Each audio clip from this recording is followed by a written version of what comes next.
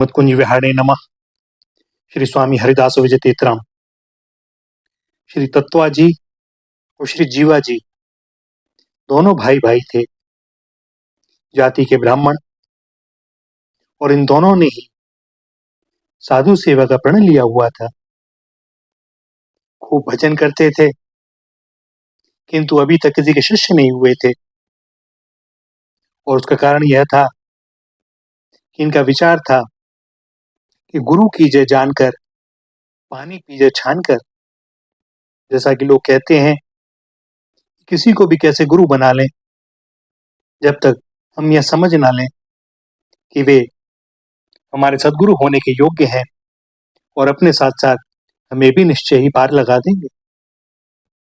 सो इन्होंने खूब सोच समझकर कि किसी सुयोग्य गुरु से ही मंत्र दीक्षा लेंगे, जिससे कि हमारा भक्ति भाव उत्तरोत्तर बढ़ने लगे। अन्यथा किसी से सहसा उपदेश ले लिया, कान में मंत्र फुकवा लिया, शिष्य बन गए और बाद में उनके प्रति श्रद्धा का अभाव हो जाए, तो यह बड़ा महज अपराध होगा। इसलिए इन्होंने एक सूखे वृक्ष को परीक्षा का माध्यम बना लिया था और उसके माध्यम से सबकी परख करते।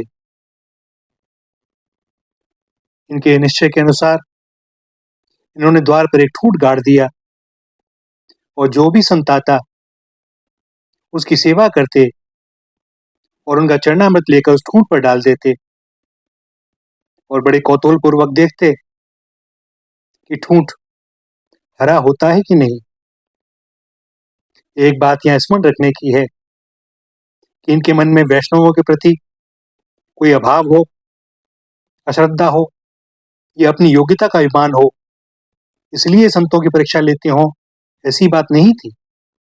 इनका तो केवल एक पवित्र उद्देश्य था, अपने लिए सदगुरु की खोज।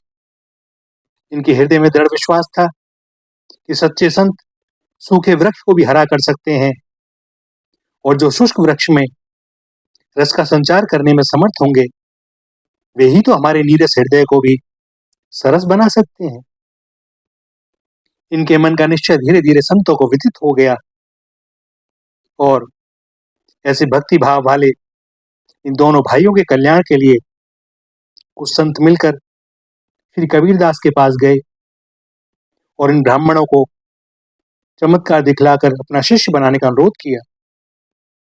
पहले तो श्री कबीरदास जी ने अस्वीकार कर दिया कि वे लोग संतों की परीक्षा लेते हैं, भला ऐसे लोगों के यहाँ क्या जाना और उनसे क्या मिलना।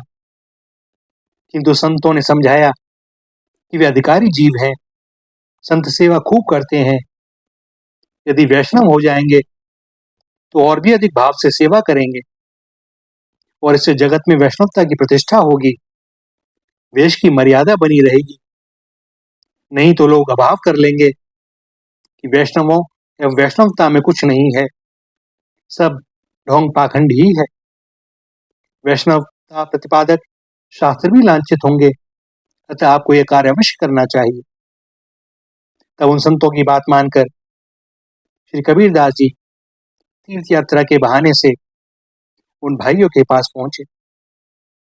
उन भाइयों ने उनका बड़ा स्वागत सत्कार किया और श्री कबीरदास जी का चरणामृत देकर उस ठूंठ पर छिड़का और वह ठूंठ केवल हरा ही नहीं हुआ, तुरंत ही शाखा पल्लव पुष्प और फलों से भी युक्त हो गया। अब ये दोनों भाई श्री कबीरदास जी के चरणों में गिर गए। भैया, अधिकारी को नामोपदेश देना चाहिए, किंतु अनधिकारी को नामोपदेश करना नाम अपराध माना जाता है। शास्त्रों ने इसे परम गोप्य तत्व कहा है। गोपनीयम गोपनीयम गोपनीयम च सर्वदा, आत्मा देयम शिरो देयम न देयम राम तत्वकम। अतः श्री कबीरदास जी ने भी जब इन्हें खूब जांच पर रख लिया, तब जाकर इन्हें उपदेश दिया। श्री कबीरदास जी के चले जाने पर इनके कुल के लोग आपस में कहने लगे कि अरे भाई, तुम जानते हो कबीर किस जाति के हैं? और दूसरे ने कहा, खूब जानता हूं, पक्के जुलाहा है। तीसरे ने कहा, यदि ऐसी बात है तब तो तत्वा और जीवा जी जाति से भ्रष्ट हो गए, इनका ब्राह्मणत्व नष्ट हो गया, ब्राह्मण होकर किसी अन्य जाति वाले को गुरु के रूप में अपना लिया। कैसी विपरीत बात है। और इनके परिवार वालों ने, कुटुंब वालों ने इन्हें जाति से अलग किया, तो भी इन्होंने इसकी कोई परवाह नहीं की, क्योंकि विमुक्त जनों से संबंध रहने से भक्ति में अंतराय ही पड़ता है, अतः विमुखों से न्यारे ही रहना चाहिए। कहते हैं ना, हमसो इन साधुन सो पंगति, जिनको नाम लेत दुख छूटत, सुख लूटत नित संगति।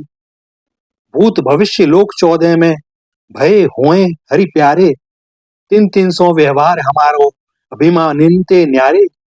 भगवत रसिक रसिक परिकर, कर सादर भोजन पावे, ऊंचो कुल आचार अनादर, देख ध्यान नहीं लावे। किंतु जब इनकी कन्या विवाह योग्य हुई और कोई उसे स्वीकार करने को तैयार ना हुआ, तब इन दोनों को चिंता हुई। परिवार के कुटुंबीजन, स्वर्ण जाति के लोग ऐसे पीछे पड़े थे कि पहले तो वह स्वयं ही ने मना कर देते, और यदि किसी दूर देश या किसी अज्ञात स्थान पर जाकर ये अपनी कन्या की विवाह की बातचीत करते और मान लो कोई तैयार भी हो जाता, तो इनके कुटुंबीजन ही उसका पता लगाकर वहां जाकर उसे उल्टा सीधा पढ़ाकर भड़का देते। जब ये बहुत थक गए, दुखी हो गए, तब अपने सदगुरुदेव से इसका समाधान खोजने के लिए एक भाई काशी गया, और वहां पहुंचने पर जब श्री कबीरदास जी ने पूछा कि किस कारण से आए हो, तब इन्होंने सारी बातें बतलाई। श्री कबीरदास जी ने सोच विचार कर कहा, तुम दोनों भाई अपने कुटुंबी जनों में, परिवारी जनों में, गांव में ऐसा प्रचार करो कि यदि हमें तुम लोग अपनाओगे नहीं तो हम आपस में ही सगाई कर देंगे, क्योंकि तुम दोनों के एक एक कन्या और एक एक पुत्र विवाह के योग्य हो गए हैं। सो यही प्रचारित करो कि हम उनका ही विवाह कर देंगे। और मैं कहता हूं, इससे तुम्हारी भक्ति में न्यूनता नहीं होगी, बल्कि भक्ति की वृद्धि होगी। क्योंकि कबीरदास जी वास्तव में ये नहीं कह रहे थे कि ऐसा करना, उनका कहना था कि ऐसा प्रचार करो और देखो क्या होता है। और फिर घर आकर दोनों भाइयों ने आपस में सलाह की और फिर अपने गांव में कुटुंबी जनों से यही विचार व्यक्त किया। अब यह सुनकर जाति बिरादरी वालों में बड़ी खलबली मच गई। लोग आपस में कहने लगे कि इन लोगों ने मन में क्या विचार कर लिया है, कैसी बुद्धि भ्रष्ट हो गई है। और भैया, हिंदुओं में इस प्रकार परस्पर भाई बहन में विवाह की प्रथा नहीं है, किंतु श्री कबीरदास जी ने ऐसी ही आज्ञा दी, कारण कि वे जानते थे कि वहां के परम कट्टर ब्राह्मण परस्पर विवाह की बात सुनकर कुलकानी नष्ट होने के भय से झुक जाएंगे और विवाह अपनी पद्धति से करने को राजी हो जाएंगे। और वास्तव में ऐसा हुआ भी। श्री कबीरदास जी का अनुमान सत्य निकला। घर आकर जब दोनों भाइयों ने विवाह की तैयारी शुरू कर दी, तब लोग कहने लगे कि अरे भैया, ये क्या कर रहे हो। और तब श्री तत्वा जीवा जी ने कहा, हम क्या करें, आप लोगों ने हमारे पास और कोई उपाय छोड़ा भी नहीं, हम तो अब ऐसा ही करेंगे, हमें अब कोई और दूसरी बात अच्छी भी नहीं लगती। इन लोगों को अपने निश्चय में दृढ़ देखकर जाति बिरादरी के सभी लोग इनके पास आए और उन्होंने विनय पूर्वक कहने लगे कि अब आप लोग अपना हट छोड़ दीजिए, हम आपको अपने समाज में लेने तथा पुत्र पुत्रियों का अपने कुलगोत्र में विवाह करने कराने का वचन देते हैं। तब एक भाई पुनः श्री कबीरदास जी से पूछने को काशी गया, और तब श्री कबीरदास जी ने कहा, यदि वे लोग मान रहे हैं तो उन्हें अपनी पूर्व करने के लिए दंडित करो, और दंड यह है कि प्रतिज्ञा पूर्वक शर्तनामा लिखवाओ कि आप सब भक्ति पथ में दृढ़ होंगे, और उसके बाद अपने समाज की रीति के अनुसार जैसा वे लोग कहें वैसे ही विवाह करो। श्री गुरुदेव की आज्ञा के अनुसार सभी कुल कुटुंबियों को भक्ति में आरूढ़ करके तब इन्होंने अपनी कन्याएं उन्हें दी और उनकी कन्याओं से अपने पुत्रों का विवाह किया।